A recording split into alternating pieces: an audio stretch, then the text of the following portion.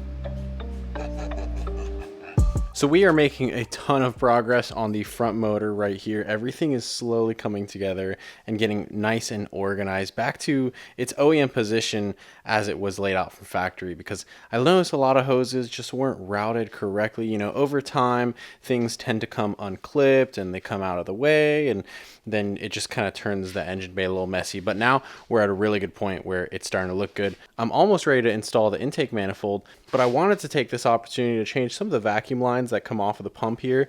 They route over to the vacuum canisters and then to the wastegate actuators and then to the wastegates themselves. Now, the problem with the factory hose and whatever was used on the car here, it may have been factory, it may have been aftermarket, but this is a standard rubber vacuum line. And as you guys might know, rubber tends to deteriorate, dry out, and over time it ages really quickly, especially in the side of the motor here where it's, you know, obviously hotter because of the turbos and such. You notice that these things tend to disintegrate and deteriorate over time. So what we're going to do is we're going to upgrade to some silicone vacuum line, and I'll put a link to this in the description below. But basically this stuff is a very similar spec.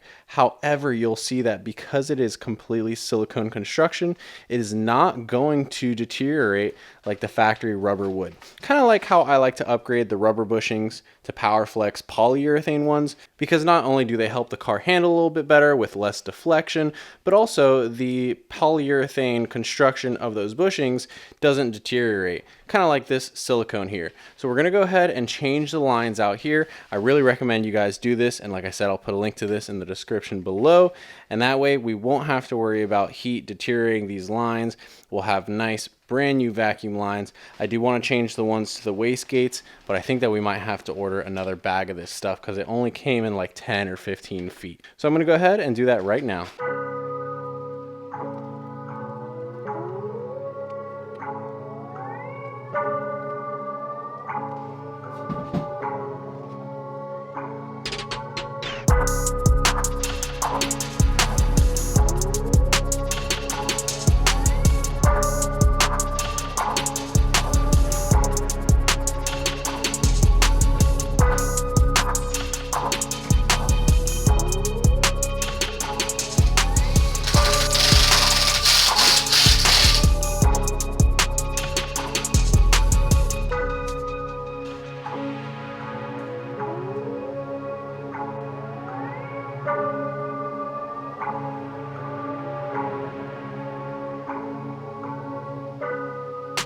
So just like that, we are, I think, all wrapped up for tonight. I'm going to go ahead and call it here. We made a ton of great progress just lining up hoses.